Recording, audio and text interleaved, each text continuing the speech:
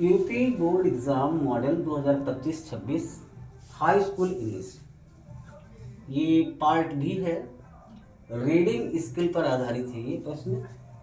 Question number 1, read the following passage and answer the question that follow. निम्नलिखित दिए गए passage को पढ़िए और उनके नीचे दिए गए प्रश्नों के जवाब दीजिए। तो ये जो पैराग्राफ है आपका, ये मैंने कोट कर रखा है, just as it is vital. ये पैराग्राफ मैं आपके लिए पढ़ देता हूँ, पार्ट बी का। Just as it is vital for parents to live their own life as fully as possible. जैसे कि माता पिता के लिए अपना खुद का जीवन जीना जितना संभव हो फुली, पूरी तरह से जिए, and to deepen their understanding to themselves to the utmost, और अपनी समझ को जितना गहराई तक समझ पाए समझें। So it is important for teachers and educator to do the same. और ऐसा ही आशा की जाती है कि शिक्षक और शिक्षाविद भी करें सेम ऐसा ही। When children go to school, जब बच्चे विद्यालय जाते हैं, their teachers become during school hour substitute for their parents। जब बच्चे विद्यालय जाते हैं तो उनके अध्यापक गण उनके माता पिता के सब्स्टिट्यूट बन जाते हैं। सब्स्टिट्यूट मतलब का स्थान ले लेते हैं, स्थापन्न हो जाते हैं। The teachers become during school hours substitute for their parents। तो शिक्षकगण उन बच्चों के माता पिता का स्थान ले लेते हैं। The children transfer to the teacher some of feeling they have for their parents। तो बच्चे भी अपनी कुछ भावनाएं शिक्षकों की तरफ जोड़ लेते हैं, जैसे कि वे अपने माता पिता के प्रति भावना रखते हैं। And are influenced in their turn by personalities of the teacher। और वे शिक्षक के व्यक्तित्व से प्रभावित होते हैं। The mutual relationship is of more importance than any teaching method। जो आपसी मेल जोल है शिक्षक और विद्यार्थी के बीच का, वो किसी भी शिक्षण से अधिक प्रभावशाली होता है। This mutual relationship of more importance than any teaching method। और यह संबंध म्यूचुअल रिलेशनशिप आपसी संबंध is of more importance कहीं अधिक महत्व का हो जाता है than any teaching method अपेक्षाकृत किसी भी शिक्षण पद्धति से। तो अगर व्यवहार अच्छा है तो कोई शिक्षण पद्धति प्रभावशाली नहीं है। Unsatisfactory, and child ability to learn continually hampered if relationship is unsatisfactory।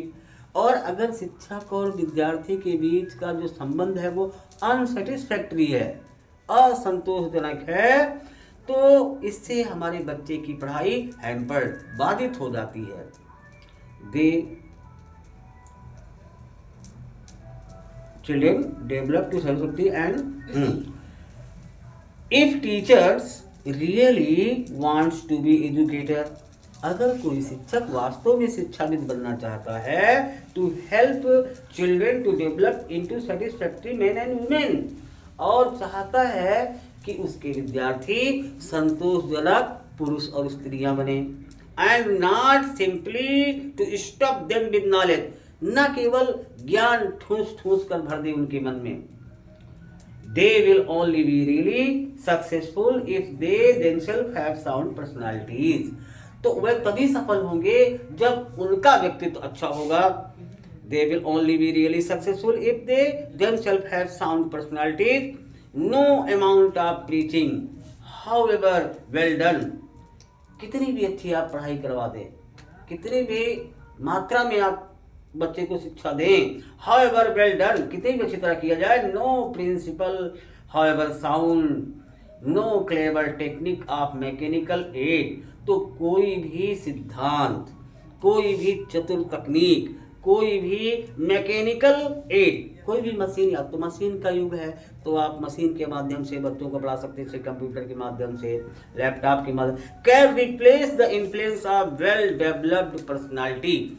कोई इसका रिप्लेसमेंट नहीं है एक वेल डेवलप्ड पर्सनालिटी के सामने। अगर किसी टीचर का अच्छी तरह विकसित पर्सनालिटी, व्यक्तित्व है, तो उसके सामने कोई भी मशीन, कोई भी तकनीक और कोई भी तरीका प्रभावशाली नहीं है। तो सबसे ज़्यादा महत्व किस पर दिया गया? किसी भी व्यक्तित्व, जो हमारे शिक्षक का व्यक्तित्व होता है, अगर वह अच्छा है तो वह कठिन चीज़ों को भी सिंप्लीफाई करके उन्हें समझा सकता है, और आपसी म्यूचुअल जो रिलेशन है वो अच्छा होना चाहिए। अब आते हैं प्रश्न बच्चों। ए प्रश्न नंबर है, what is important for teachers and educators. शिक्षकों और शिक्षाविदों के लिए महत्वपूर्ण क्या है?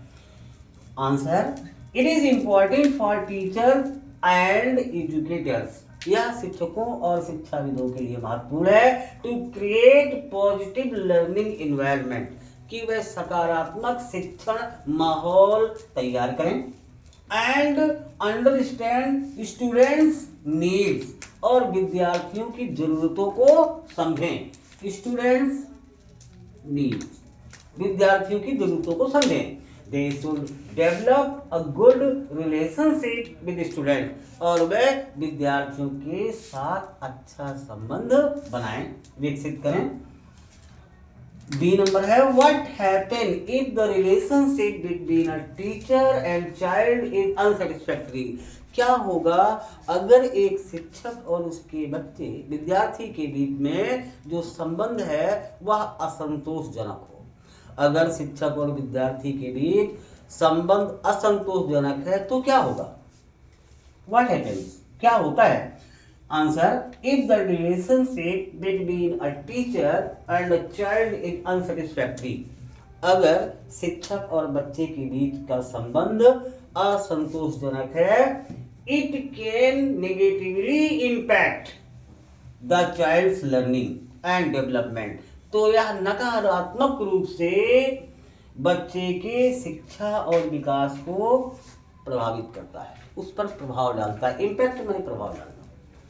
एक बार और सुन ले, if the relationship between teacher and the child is unsatisfactory, अगर शिक्षक और बच्चे के बीच का संबंध असंतोषजनक है, it can negatively impact the child's learning and development, तो यह बच्चे के शिक्षण और उसके विकास को नकारात्मक रूप से प्रभावित करता है। सी नंबर है, when children go to school their teacher become during school hour substitute for their parents. जब बच्चे विद्यालय जाते हैं तो शिक्षकगण स्कूल के समय में उनके स्थापन बन जाते हैं, मतलब शिक्षक उनकी माता पिता का स्थान ले लेते हैं। What does this statement suggest, यह कथन किस बात पर सुझाव देता है? यह कथन किस चीज पर सुझाव देता है? द स्टेटमेंट सजेस्ट दैट, यह कथन यह सुझाव देता है कि teachers take on parental role, कि जो अध्यापक हैं वह माता पिता की भूमिका अदा करते हैं इन टर्म्स ऑफ गाइडेंस, जैसे उनका दिशा निर्देश करना हो, केयर उनकी देखभाल करनी होती है, रिस्पॉन्सिबिलिटी